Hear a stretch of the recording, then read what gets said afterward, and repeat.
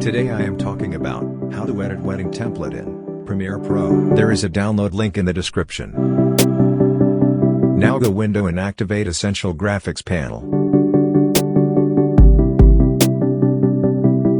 Now click on the Install Motion Graphics Template button at the bottom.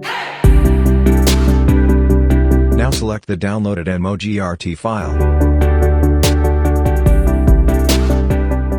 Then drag and drop on timeline.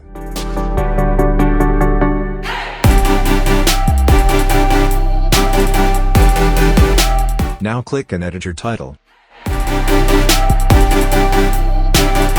Type your name or anything.